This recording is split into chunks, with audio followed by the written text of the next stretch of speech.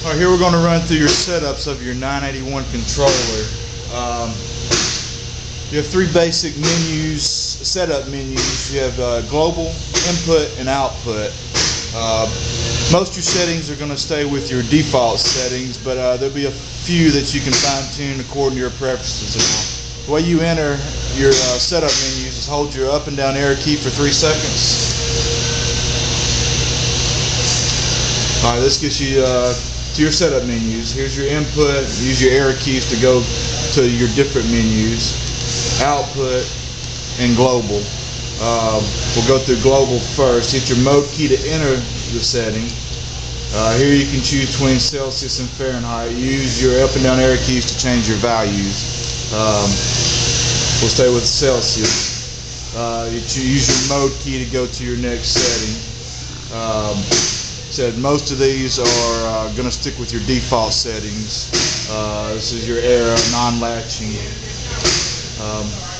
This is your event input. You'll have this particular box doesn't have it, but besides your controller, you'll have a button, and this just tells you what that button is going to run. You can have it set file 1, file 2, file 3, file 4. We normally keep it on file 1, and we'll program file 1 with our most used recipe. So this is default settings.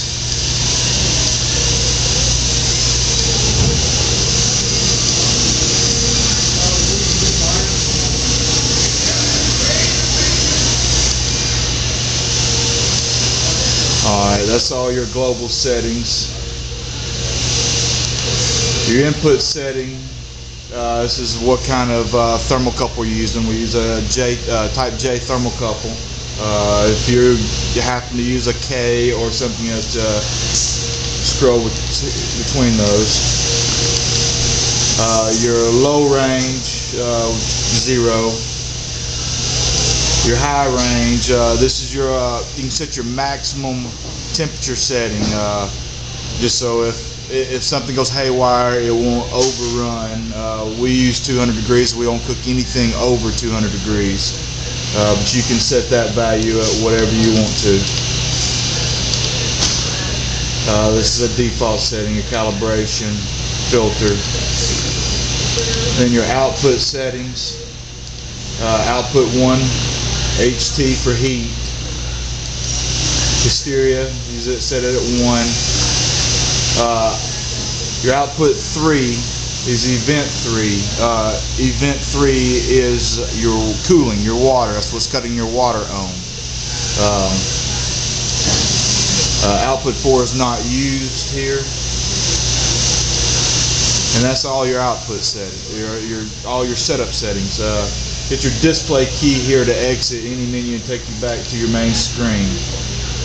Alright, the way you program your recipes, hit your mode key, your up arrow key, and you see it say program, then your mode key to enter.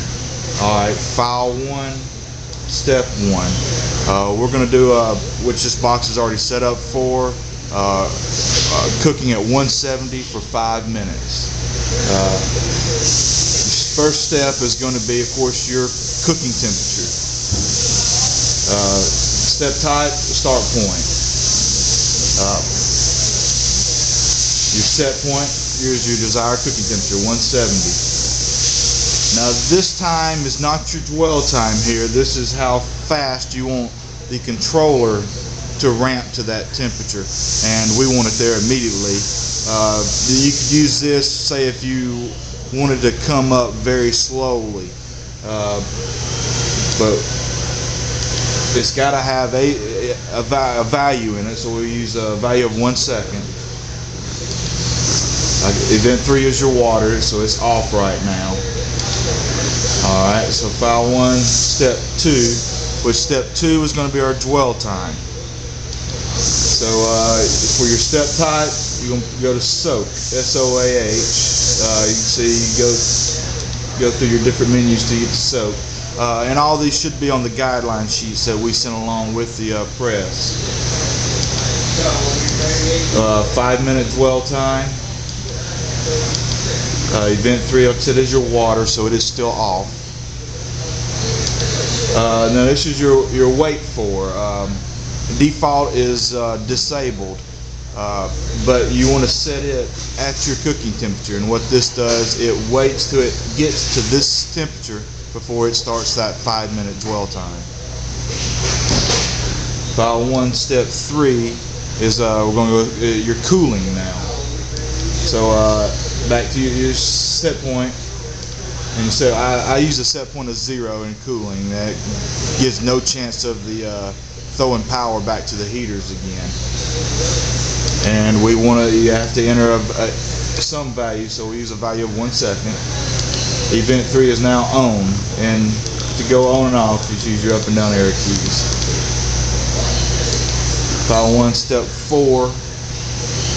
It's going to let it know what to cool to. So you soak for 1 second. Event 3 is on, and your wait for here, you set to whatever desired cooling temperature. I use 70 degrees to cool down to. You can enter whatever you like.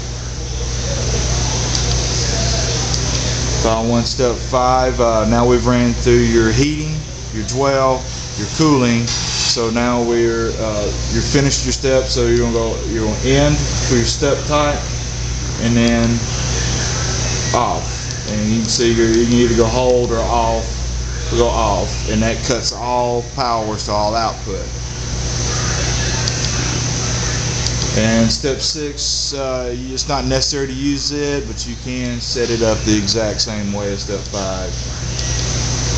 Alright, this controller can hold 4 recipes, and the way you access those different recipes is when you're in this menu where it's asking file 1, use your arrow keys to go to your 4 different file settings, and you'll set those up the exact same. It'll go through all the exact same settings as we just went through, but file 2. Now the way you run these settings, you hit the button beside the controller and it will run file 1. Like I said, we set file 1 up for the most used recipe. To run any of your other files, you hit the run button, the hold run button, and it will ask you, this is asking you here which file you want to run. So you can choose file 2, 3, or 4, or even 1. You can run 1 straight from this menu as well. Hit the run key again, and it runs that file.